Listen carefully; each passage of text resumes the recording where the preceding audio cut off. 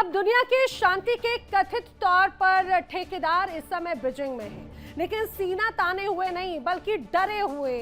अब दरअसल खबर है कि बीजिंग के सामने अमेरिका झुक गया है। तो क्या चीन नए वर्ल्ड ऑर्डर का सुल्तान बन चुका है? कहते हैं कि तस्वीरें कभी झूठ नहीं बोला करती। आइए अब हम आपको दो तस्वीरें ऐसी दिखाते हैं जिसमें ये लग रहा है कि ट्रंप थोड़ा सहमे हुए। देखिए जरा ये जो बॉडी जेस्चर है वो कितना इंपॉर्टेंट है। ये तस्वीरें डोनाल्ड ट्रंप एक बच्चे की तरह शी जिनपिंग की हामी भरते हुए नजर आते हैं। शी बगैर उनकी ओर देखे हुए कुछ चीजों के बारे में उन्हें बता रहे हैं और डोनाल्ड ट्रंप बिल्कुल एक आदर्श बच्चे की तरह उनके साथ में चलते हुए नजर आ रहे हैं। क्या आपने पहले कभी डोनाल्ड ट्रंप को इस रूप में देखा? हमेशा से सीना तान के अपनी उंगली पर दुनिया को नचाने की कोशिश करते हैं और बातें भी ऐसी ही करते हैं, धमकियां भी ऐसी देते हैं, लेकिन जब बीजिंग पहुंच जाते हैं तो बिल्कुल तस्वीर बदल जाती है। आखिर ये कॉन्फिडेंस या ये जो बॉडी लैंग्वेज है ये क्या कहता है, समझिए ये दोनों तस्वीरें कितनी इंपॉर्टेंट है। अमेरिकी राष्ट्रपति डोनाल्ड ट्रंप चीन की जमीन पर खड़े हैं और 2017 के बाद में पहली बार किसी अमेरिकी राष्ट्रपति की चीन की यात्रा ये है। और जैसे ये तस्वीरें हैं वो बहुत कुछ कहती हैं। सोचिए 2017 के बाद में पहली बार अमेरिका का कोई राष्ट्रपति चीन पहुंचा बीजिंग और उनके साथ में Elon Musk, Tim Cook, Jensen Huang, अमेरिकी कारोबार की रीढ़ एक तरह से कहा जाए वो सब साथ है। कहते हैं कि ट्रंप और शी जिनपिंग के बीच में करीब 2 घंटे 15 मिनट की बंद कमरे में बैठक हुई है और जैसे ही दरवाजा खुला तो दुनिया को यह पता चला यहां पर ट्रंप ने डील नहीं मांगी बल्कि शी जिनपिंग ने उन्हें अपनी शर्तें सुना दी। वो शर्तें जिसको मानना शायद डोनाल्ड ट्रंप की मजबूरी बन जाए और अगर ना माने तो महाशक्ति से एक तरह से खतरा मोल लेना। यहां हमें समझने की ये जरूरत है कि ट्रंप आखिर बीजिंग गए क्यों हैं, उद्देश्य क्या है। दरअसल ट्रंप की जो यात्रा है मूलतः मार्च 2026 में होनी थी, लेकिन 28 फरवरी को ईरान पर हमला हुआ। उसके बाद अमेरिका ने खुद अपनी इस यात्रा को टाल दिया।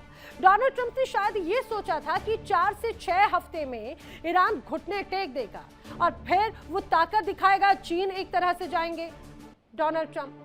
लेकिन ईरान इसके बावजूद झुका नहीं, काफी दबाव बनाया गया। युद्ध का 75वां दिन भी अभी वही तस्वीर पेश करता है जो पहले दिन पेश कर रहा था। 75 दिनों से ऊपर ये युद्ध खिंच चुका है। स्ट्रेट ऑफ हॉर्मुज आज भी बंद है और करीब 2000 से ज्यादा जहाज जो है वो स्ट्रेट ऑफ हॉर्मुज में अभी भी खड़े हुए हैं। अमेरिका में पेट्रोल महंगा हो गया है। प्रोड्यूसर प्राइस इंडेक्स 6% तक उछल चुका है जो 3 साल का सबसे ज्यादा हाईएस्ट माना जाता है। और सबसे खास बात जो डोनाल्ड ट्रंप की चिंता है, मिड टर्म इलेक्शन सर पर है। ट्रंप की लोकप्रियता का रिकॉर्ड तो निचले स्तर पर है, अब तक की सबसे ज्यादा।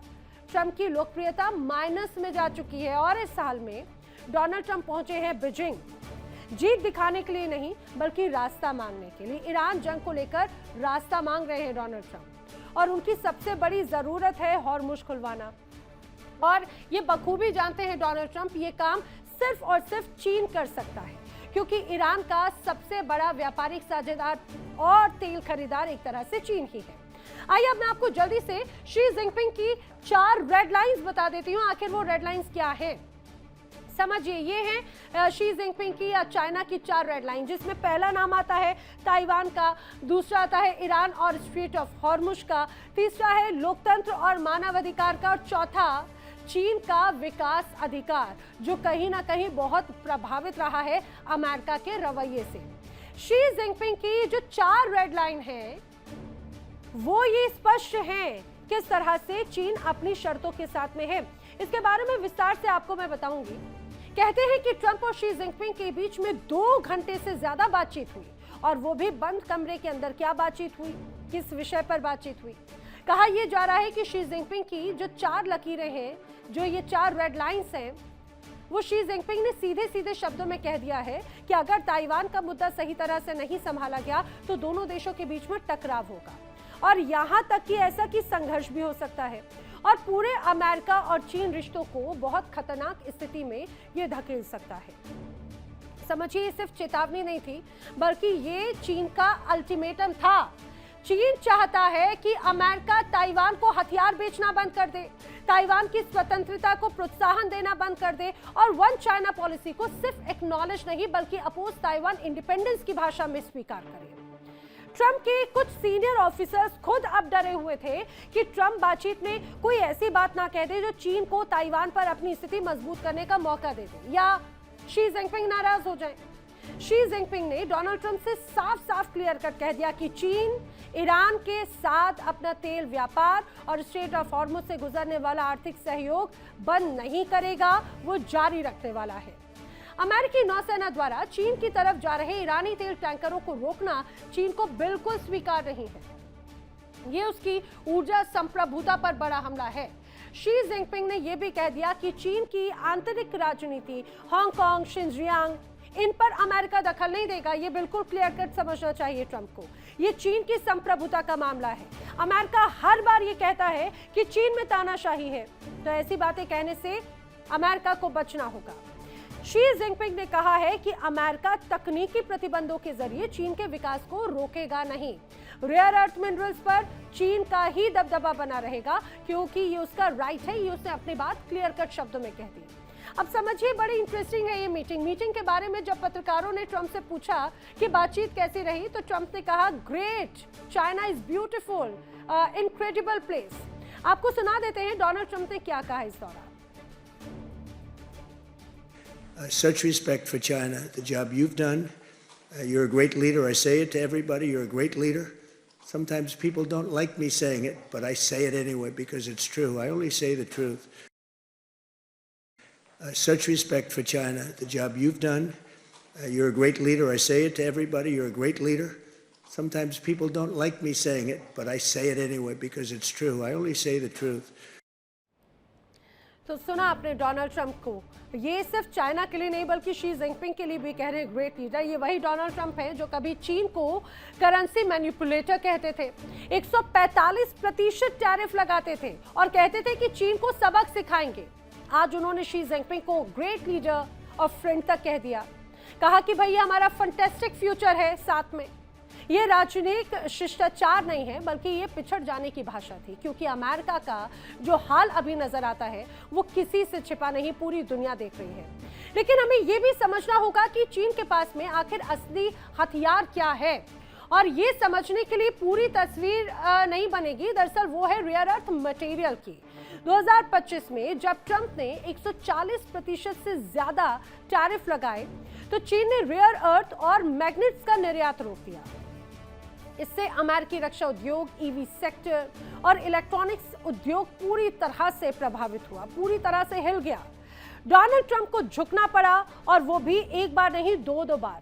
काउंसिल ऑन फॉरेन रिलेशंस के अनुसार जब भी चीन ने रेयर अर्थ का नल बंद किया तो डोनाल्ड ट्रंप ने एस्केलेशन एक तरह से छोड़ दिया था। अब रेयर अर्थ मटेरियल में चीन का दबदबा है और इसी दबदबे की वजह से चीन की शरण में अब डोनाल्ड ट्रंप है।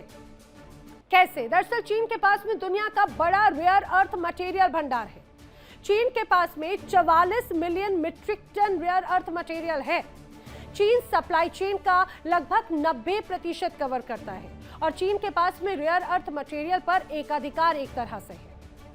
आइए अब ये भी जान लेते हैं कि रेयर अर्थ मटेरियल का काम क्या होता है और इसका इस्तेमाल आखिर कहां पर होता है, वो भी आइए जल्दी से मैं आपको समझा देती हूँ। दरअसल रेयर अर्थ मटेरियल के उपयोग की बात करें तो इलेक्ट्रिक वाहन या फिर स्मार्टफोन में इस्तेमाल होता है, जो आज के वक्त की जरूरत है, रोजमर्रा की जिंदगी से कनेक्ट हो चुका है। इतना ही नहीं बल्कि रक्षा तकनीकों में भी रेयर अर्थ मटेरियल का उपयोग बड़े स्तर पर किया जाता है, जैसे F-35 जेट, कई मिसाइलें या फिर रडार सिस्टम, उनमें रेयर अर्थ मटेरियल का उपयोग बड़े स्तर पर होता है। विंड टर्बाइन या सैन्य औद्योगिक में भी बहुत बड़े स्तर पर उपयोग रेयर अर्थ मटेरियल का होता है, और यही वजह है कि बेताज बादशाह चीन है। अभी आपने ये जान लिया कि चीन का रेयर अर्थ मटेरियल पर एक तरह से कब्जा है। फिर उसका उपयोग क्या क्या है, अब ये भी जरा जान लीजिए। किस देश के पास में कितना रक्षा भंडार है, ये भी आपको बता देते हैं। देखिए जरा, ये है पूरे आपके सामने डेटा। अगर मैं इसको समझाऊं किस देश के पास में कितना भंडार, अगर चीन की बात की जाए तो चीन के पास में 44 मिलियन टन एक तरह से है। इसके बाद में ब्राजील के पास में 21 मिलियन टन है, तो भारत के पास में 6.9 मिलियन टन एक तरह से भंडार है। अब ऑस्ट्रेलिया की अगर बात की जाए तो ऑस्ट्रेलिया के पास में 5.7 मिलियन टन है। रूस के पास में 3.8 मिलियन टन भंडार है, तो वियतनाम के पास में भी लगभग 3.5 मिलियन टन भंडार है। उधर दूसरी तरफ मिडिल ईस्ट में भी तनाव है, हम सभी जानते हैं, और वो भी स्ट्रेट ऑफ हॉर्मुज बंद है। चीन का सबसे ज्यादा नुकसान होना चाहिए था, आखिर उसका 22% से ज्यादा का जो तेल है वो तो आता ईरान से ही, स्ट्रेट ऑफ हॉर्मुज के रास्ते। लेकिन हुआ क्या, चीन ने 4 करोड़ बैरल तेल फ्लोटिंग स्टोरेज में भर रखा था। रूस से सस्ता तेल पहले ही उसे मिल रहा है, और अब ईरानी तेल और भी सस्ते में उसे मिल पा रहा है। अब CFR का जो विश्लेषण है उसके अनुसार स्ट्रेट ऑफ हॉर्मुज जब बंद हुआ, उसकी वजह से चीन की जो दीर्घकालिक स्थिति है वो हर दिन और मजबूत होती जा रही है। और ये सबसे दूरदर्शी बात है, जबकि अमेरिका ऊर्जा प्रभुत्व यानी तेल और गैस की बात करता रहा है। उधर चीन हमेशा से सोलर पैनल्स की बात करता रहा है, EV बैटरीज की बात करता है, और क्लीन एनर्जी टेक्नोलॉजी का दुनिया का सबसे बड़ा निर्यातक बन गया। अब जो हॉर्मुज संकट है उसने दुनिया के देशों को ये जरूर दिखा दिया कि जीवाश्म ईंधन पर निर्भरता कितनी ज्यादा खतरनाक है, और अब चीनी क्लीन एनर्जी की मांग और भी ज्यादा बढ़ने वाली है। उधर ईरान पर जो मध्यस्थता का कार्ड चीन खेल रहा है, ट्रंप का सबसे बड़ा अनुरोध ये था स्ट्रेट ऑफ हॉर्मुज खुलवा दो, और ये केवल चीन ही कर सकता है, ये डोनाल्ड ट्रंप भी बखूबी जानते हैं। ट्रंप के दौरे से ठीक पहले ईरान के विदेश मंत्री अराक्ची बीजिंग गए। ईरान के राजदूत ने कहा कि चीन सिर्फ आर्थिक नहीं बल्कि राजनीतिक संतुलन का भी साझेदार है। मतलब अमेरिका को हॉर्मुज खुलवाना अगर है तो चीन की शर्तें अमेरिका को माननी ही पड़ेंगी। और ये समझना भी बहुत जरूरी है कि ट्रंप की कमजोरी असल में आखिर थी क्या। घरेलू मोर्चे पर ईरान युद्ध अमेरिका में अलोकप्रिय है, तेल महंगा हो चुका है, होलसेल प्राइसेस रिकॉर्ड ऊंचाई पर है, मिड टर्म इलेक्शंस नजदीक है, और ट्रंप को कोई ठोस विन चाहिए, और बोइंग की डील या फिर एग्रीकल्चरल परचेसेस या फिर स्ट्रेट ऑफ हॉर्मुज खुलवाना।